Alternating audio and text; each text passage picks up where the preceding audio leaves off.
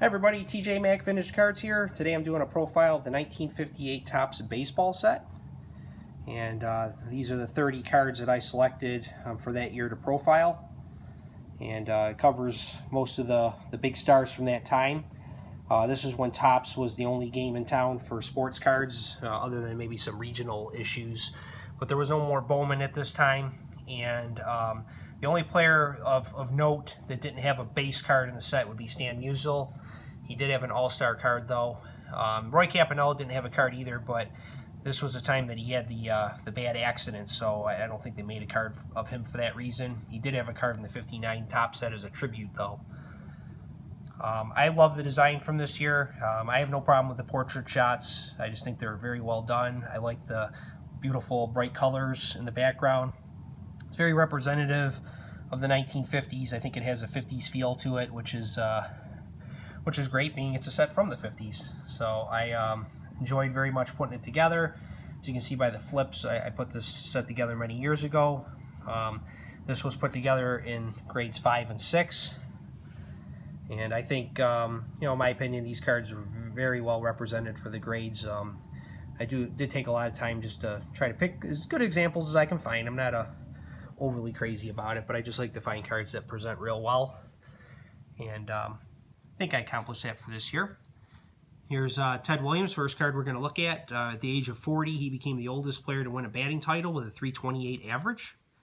He's also starting to show signs of decline, I guess, because it was one of the first times since early in his career he had less than 100 walks when he finished with 98. Here's Willie Mays, nice smiling photo of Willie. He led the league in runs with 121 and steals with 31. And he also hit .347, but it was not good enough to win the batting title that year. Here's Don Drysdale. First year the Dodgers had cards from LA because they transferred over from Brooklyn to LA. And also the Giants went from New York to San Francisco in that 1958 season. And here's Hank Aaron. It says white name here because there's white in the letter name variations, yellow letter name variations. I only have the white. The yellow are the rarer ones. I don't really focus too much on getting different versions of cards, the rarer versions. I just want a good example of it. Here's George Kell. I'll speak a little bit about him. He was a third baseman. He played for the Philadelphia A's, the Tigers, the Red Sox, the White Sox, and the Orioles. He's a 10-time All-Star, one-time batting champion. He played from 1943 to 1957. In the 1950s, Comiskey Park had one of the first electronic scoreboards. When Kell came over to the White Sox during the 1955 season, he got with Frank Lane, who was the general manager of the White Sox. Supposedly, he shared some of the sign-stealing information that he received while he was with the Red Sox prior to going to Chicago, and some of the things that they did in Fenway Park to steal signs. And between him and his backup third baseman, I believe his name was Bob Kennedy, and Mr. Lane, they came up with an idea of how to use the scoreboard, the flash lights during the game to get stolen signs. They would have an employee next to the scoreboard operator with binoculars getting the signs, and then they would flash the scoreboard lights to give the signs to the batter.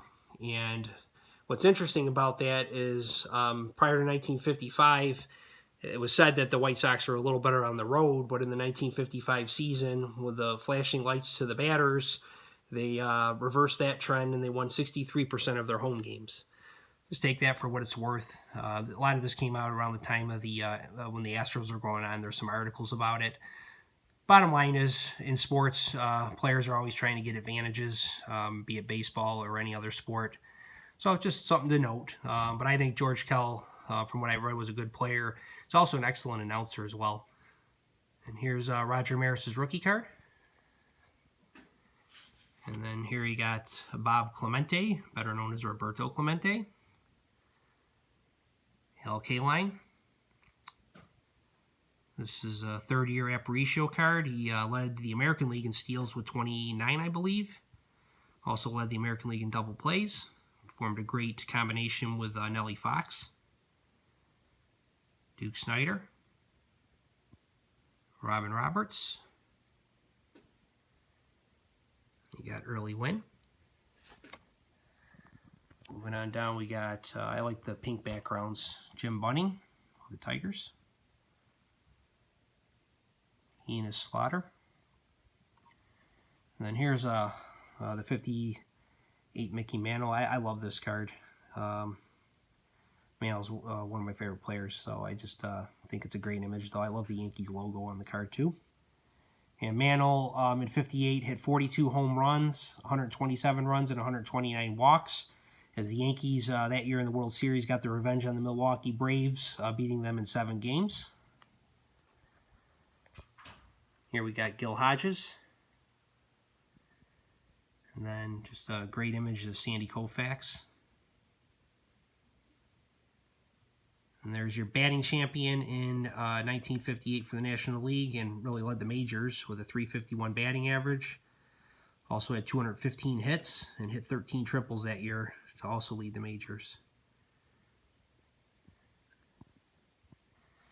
And then this is one of probably the first 10 cards I got when I got back into collecting about 20 years ago, was this Warren Spahn. I always liked this card. The first card I ever got was the Al Kaline 1964 Topps PSA 6, and then I got a PSA 7 77 Topps George Brett, were my first 2 cards. I still remember that.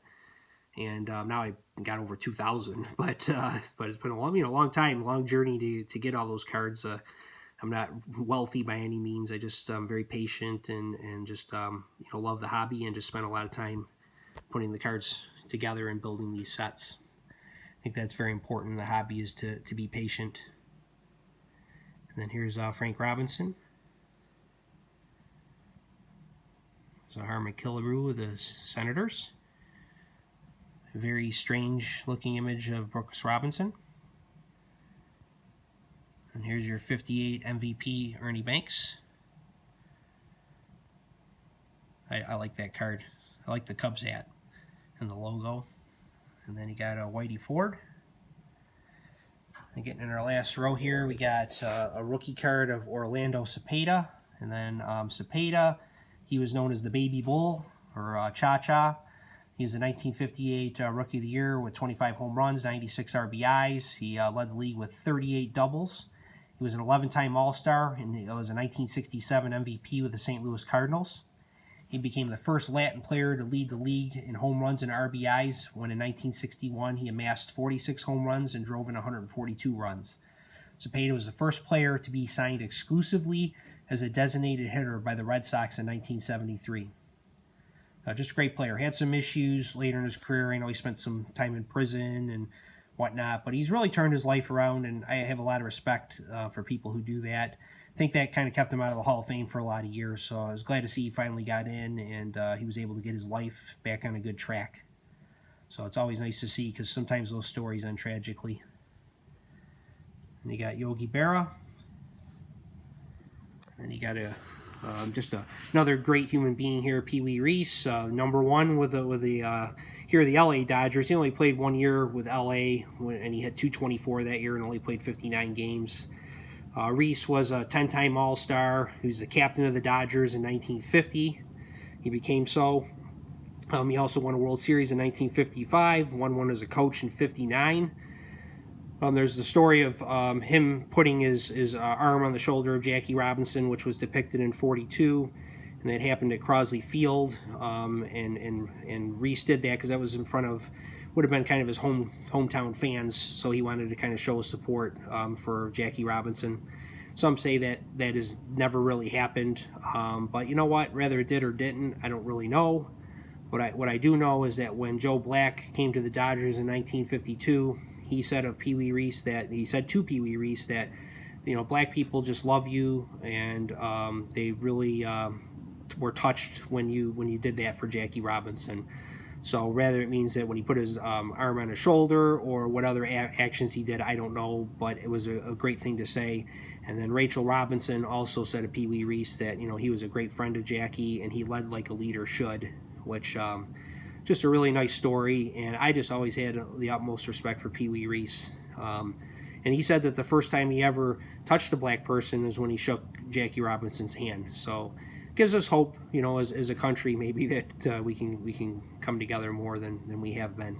That human beings, I think, have a lot of good in them. So let's try to bring that out.